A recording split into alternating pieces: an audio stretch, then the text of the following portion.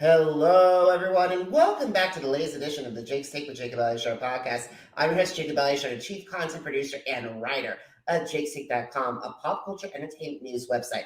If you're watching us on YouTube, please give us a thumbs up and please subscribe to my channel. If you're listening to any of our audio platforms, please give a 5-star review, please subscribe, and please download our episodes.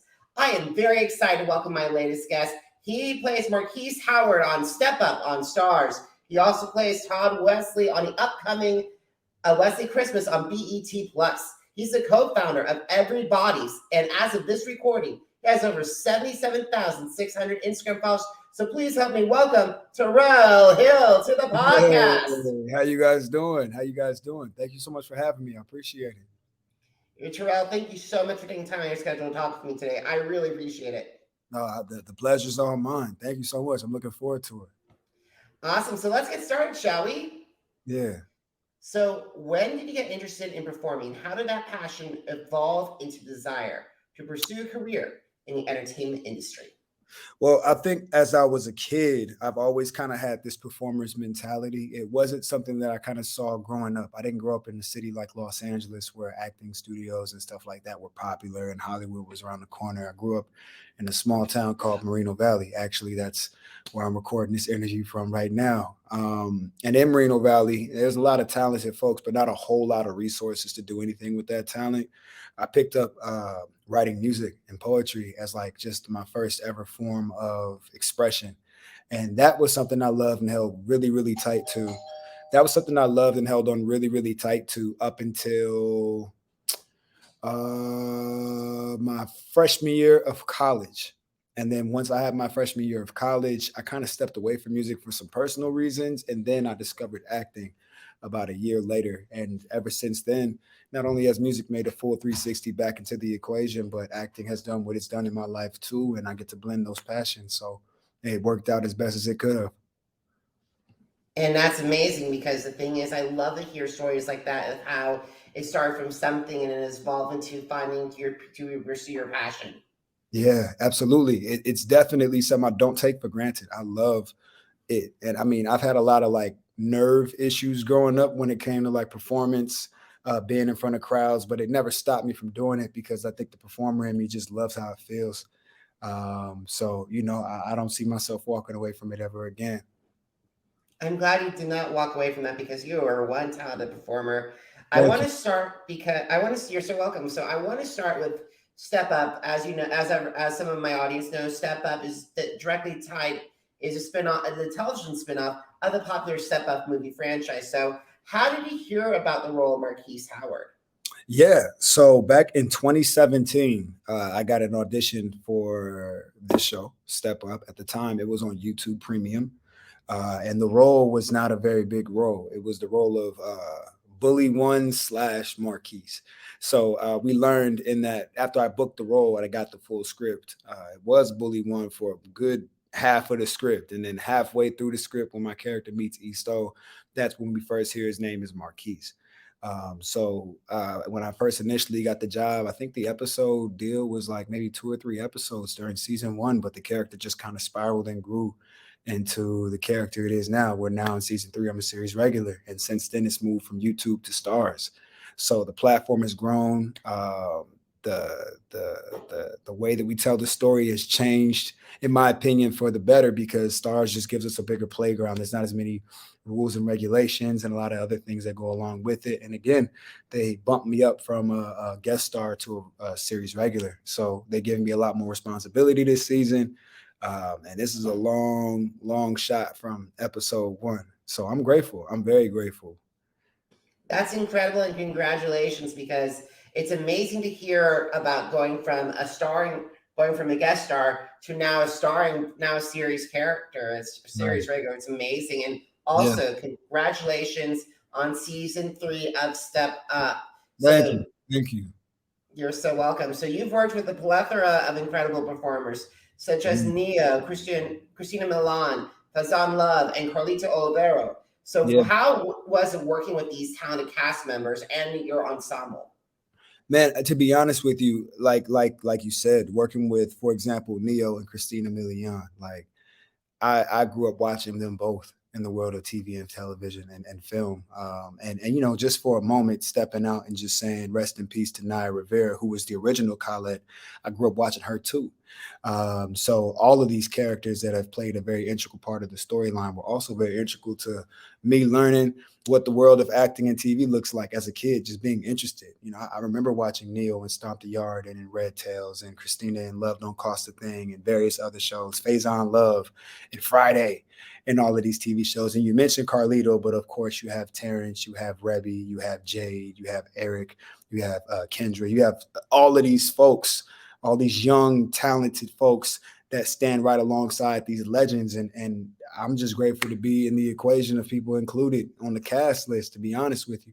I feel like for the first 2 seasons, especially, I was just grateful to be around, because to be on Step Up, you have to not only know how to dance, which I don't, at least not like they do. They dance, right? But for me, I wasn't a dancer. My only contribution is whatever the writers asked me to do on paper. Everybody else got to bring a lot of themselves, as well as their other talents of really being able to dance, and some of them being able to sing and do music to the show. So I think the biggest jump in working with people such as Neo, who of course not only acts but writes music and does all of these things, to now be in a situation where I get to now participate not just as an actor but as a performer, is also just really, really, really dope as far as writing and things like that is concerned. So it's an incredible experience, man. Getting to stand next to these folks it's a very affirmative part for me, where I'm at in my journey right now. I don't have everything I want. I'm not as far as I want to go, but I see a lot as far as where I think my career can go. So working on a show like this just kind of gives me hope for what could be next, and even if it's just more Step Up, I'm looking forward to playing Marquise for years to come.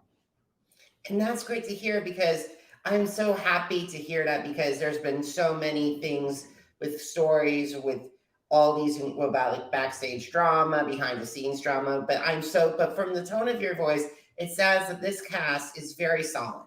Very solid, very solid. I don't have no negativity to report. Not from me. Everybody has always been nothing but love, and I'm so happy to work with everybody.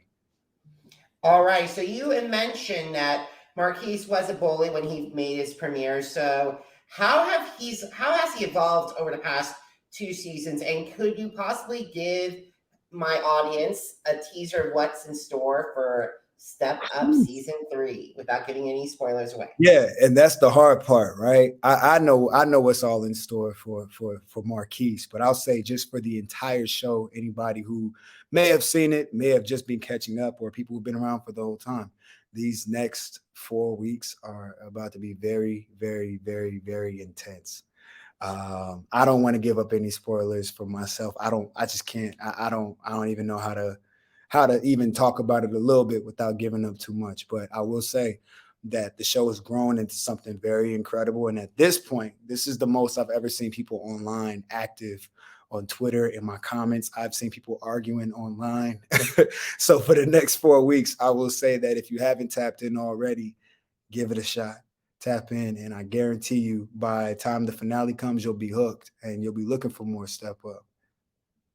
I really hope and pray that Stars is listening to this conversation, because what you're telling me is this could have potential to lead to season 4. I mean, I think every actor on the show wants that. I'm not telling you, I don't know. I'm telling everybody, if Stars is listening, I don't know. That's above my pay grade.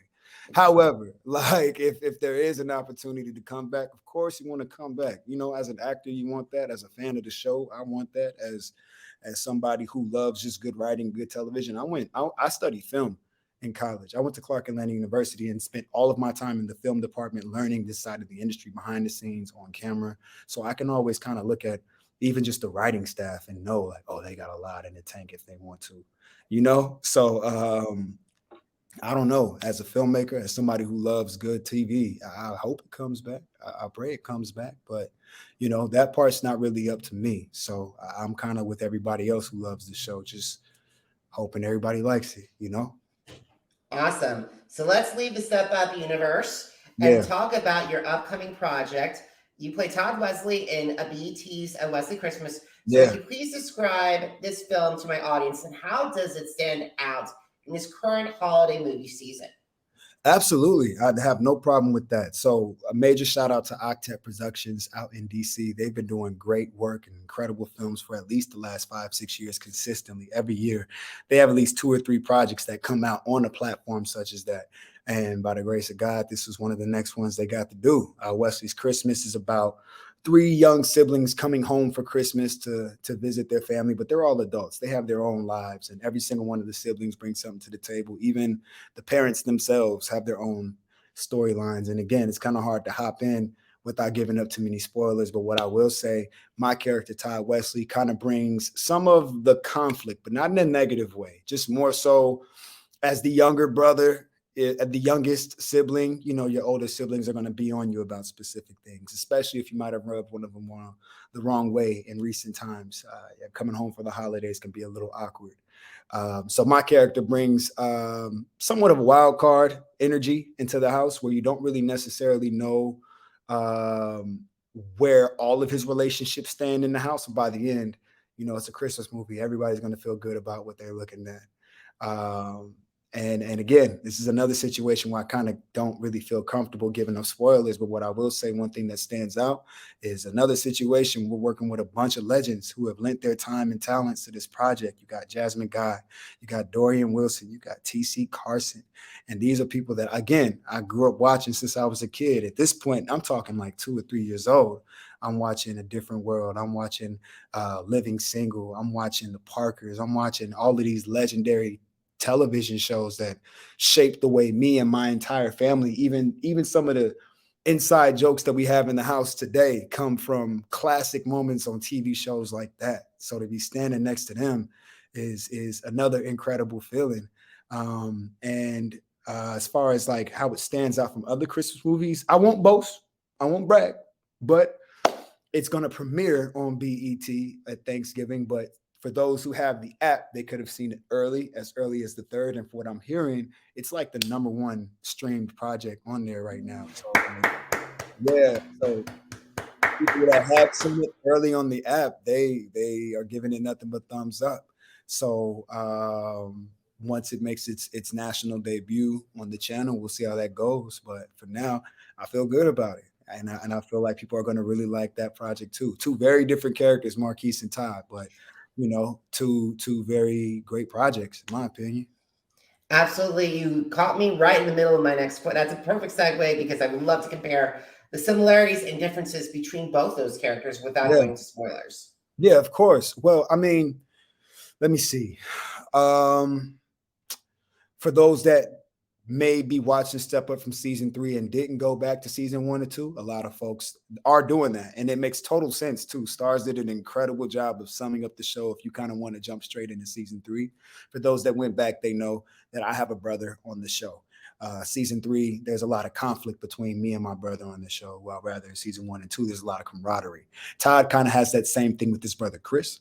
Chris and his brother were always very close, but you hear it in the dialogue. There's been a little bit of tension and some conflict there too. So I get to play with the sibling element in the project. And I think that's always cool too, because you have to break into arc. You have to think about decision making. Even the way you actively listen to the scene partner changes the way that you even look.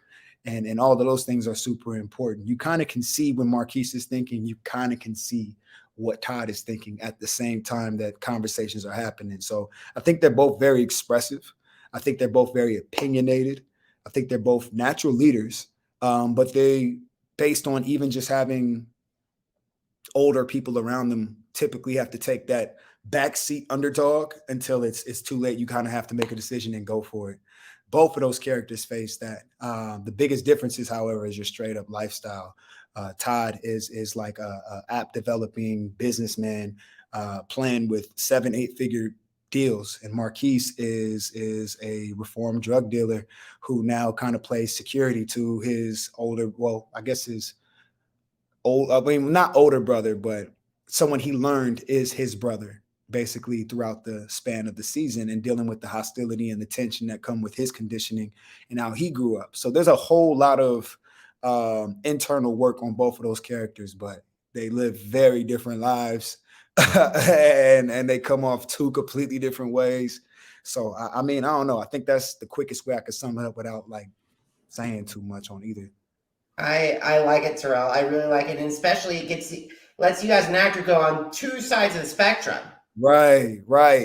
And I mean, I think every actor loves that part, right? You know, like the performer in me wants to know that I'm doing a good job. The performer in me wants to know that I'm being fed and that I'm doing work that feels good and that everybody appreciates. But that wide range, I think, lets you know as an actor, like you're headed on the right track. They don't see you as just one thing. They can play with you multiple different ways, and you can play multiple ways. And again, gratitude. I'm just grateful for the opportunity to do it. If I never get to do it again, I will never forget or take for granted the times where I did.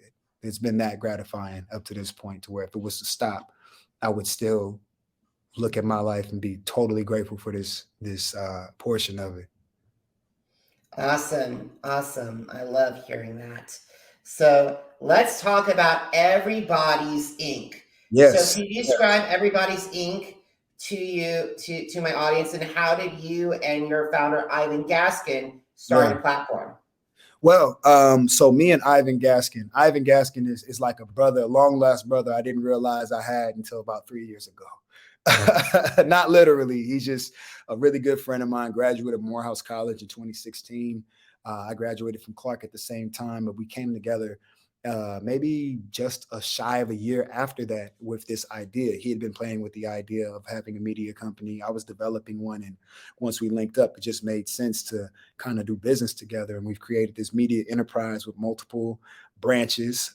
Everybody's Incorporated. It consists of an online network on YouTube where we have a bunch of original content. For example, right now we're releasing a spoken word show every Wednesday called Speak Up. Right now, that's performing very well on the network and on social media. But that's a division that's responsible for that. Everybody's network is responsible for that. Everybody's Originals, our film company, shot the show, as well as other shows that are not on the network. So it's like a fully functioning media company. We have an apparel line on top of it. We have a music licensing facility called Everybody's Music Group, but it's all under that umbrella, Everybody's Inc. So in short, it's just a multimedia company with multiple branches, but all of those branches can operate, solo or in unison. And it's been going really well in this first couple of years. That's great, because especially hearing about that reminds me about the evolution. So how not just that. So how has it evolved? Because it sounds like there's multiple elements. Right. So since its conception, we definitely had a vision for what it would look like 5 years from now. But even when there was nothing physically out there, we had this idea of what we wanted it to be, and we think it's pretty close to that right now. In its conception, we wanted to make sure that it was a hub and it was a platform that gave people a voice that didn't have one.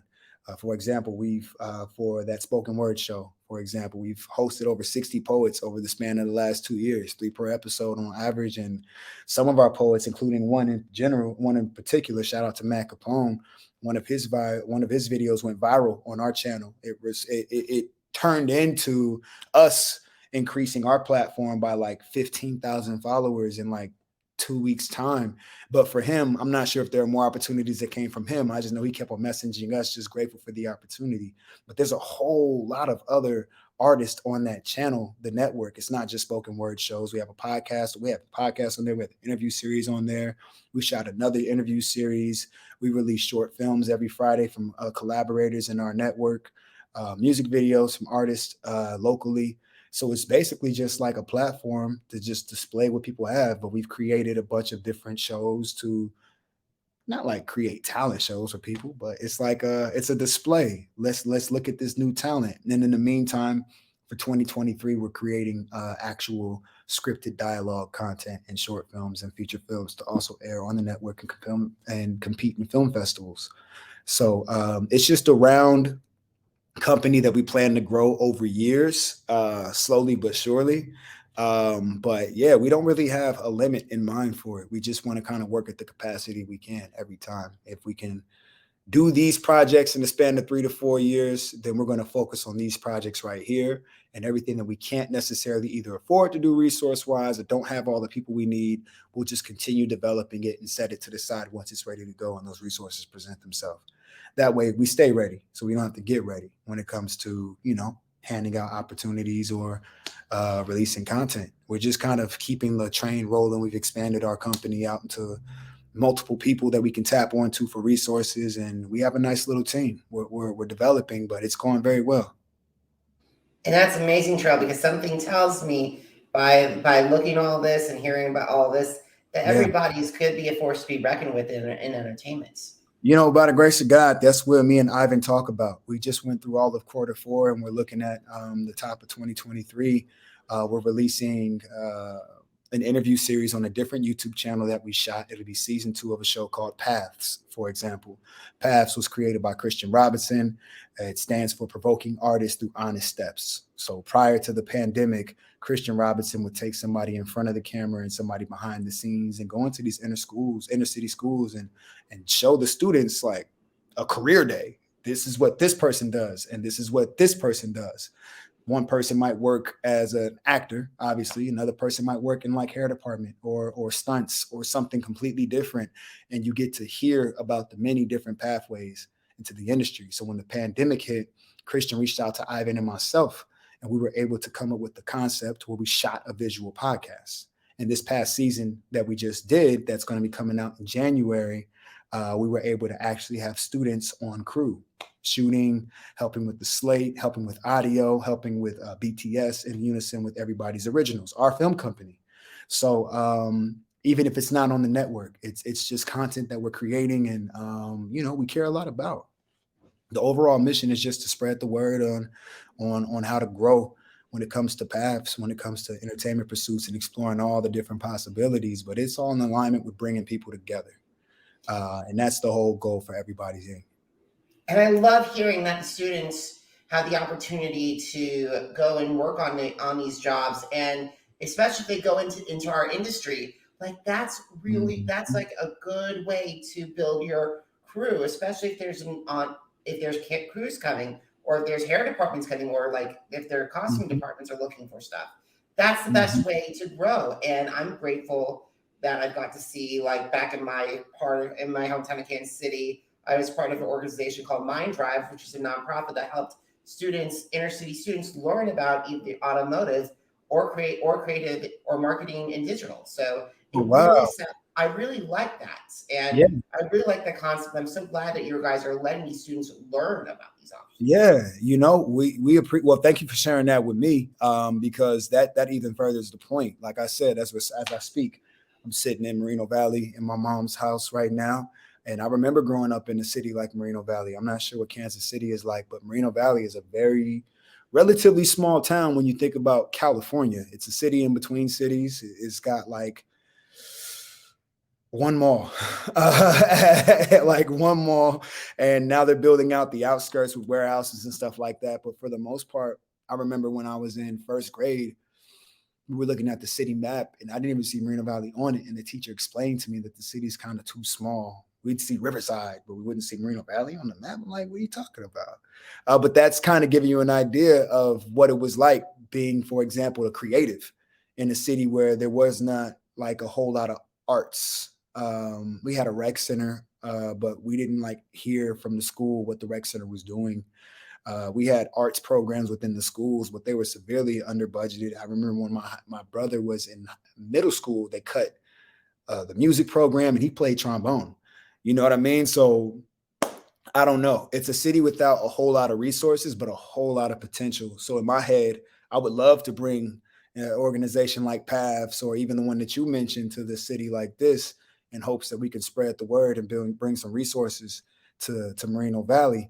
But it all makes a heavy impact. If I would have seen half of this stuff growing up, I mean, I don't know. I might be further along in life.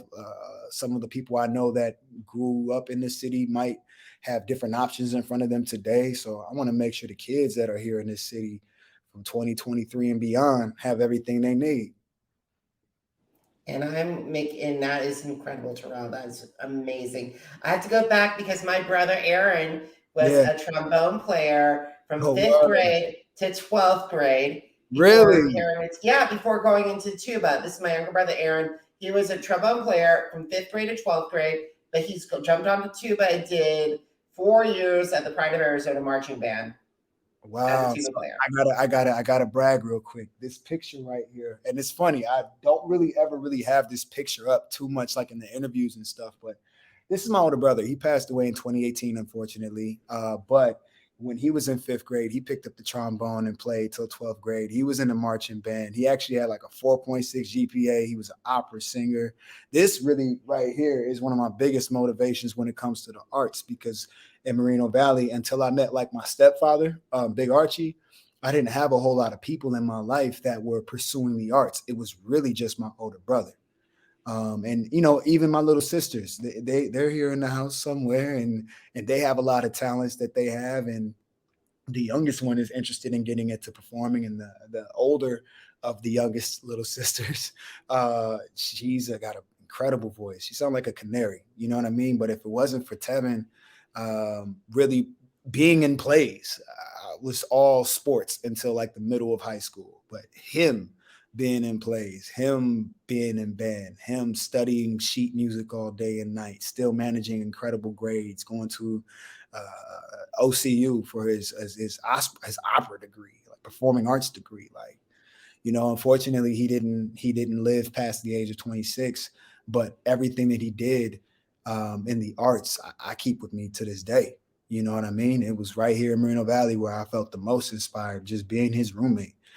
So shout out to your brother. You said the trombone from 5th to 12th grade. I was like, there's no way. That was Tevin. Tevin got it in 5th grade and played to 12th grade. So that's what's up. And as you said, theater, your brother's in theater. Word, that's crazy. Yeah, my brother was like doing plays and stuff. I had never did a play until actually this past July in New York. It was my first time ever doing a play before. I did it at Cherry Lane Theater through the Negro Ensemble Company.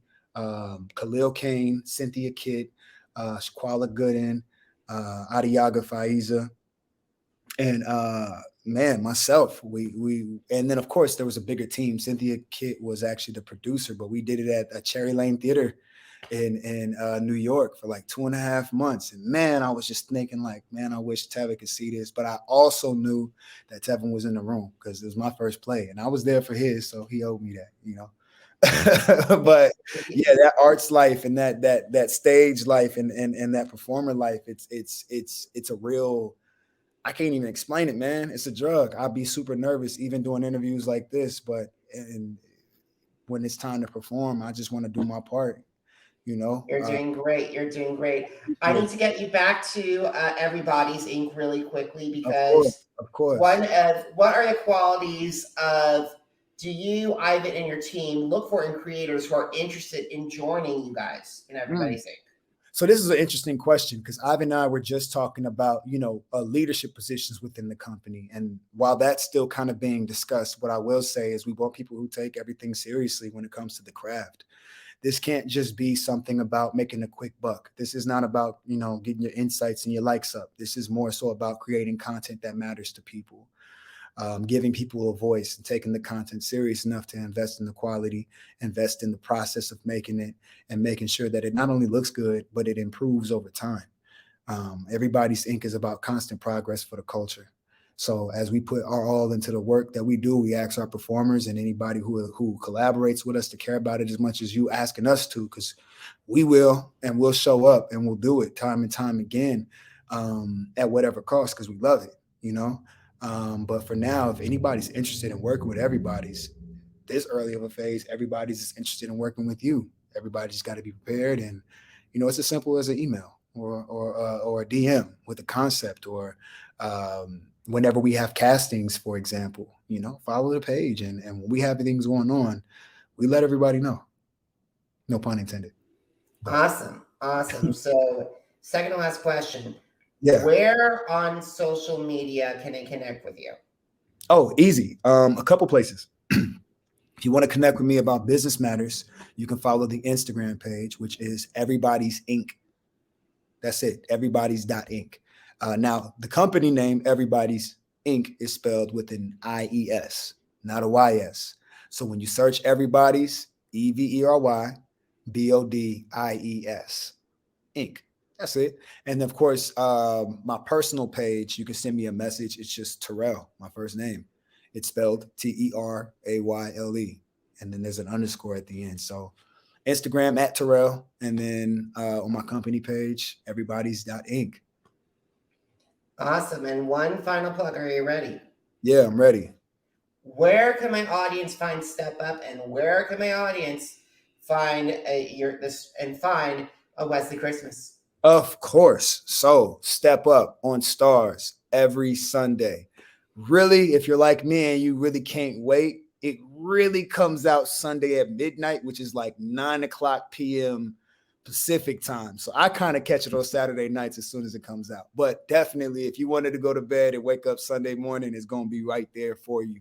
And then, of course, it lives on throughout. So catch up whenever you want. Start at season 3 if you like, and go back to season 1 and 2 if you'd like. But start at season 1 if you like, and catch all the way up. Either way, it's there. And then Wesley Christmas has been streaming on BET Plus, but it comes out on Thanksgiving on BET at, I don't know, whatever time dinner time is. All righty. Alrighty, so guys, if you missed an episode of the Jake's Take with Jacob Elyachar podcast, visit our channels on Apple Podcasts, Deezer, Google Podcasts. I'm so happy to say this, iHeartMedia Radio. Yeah.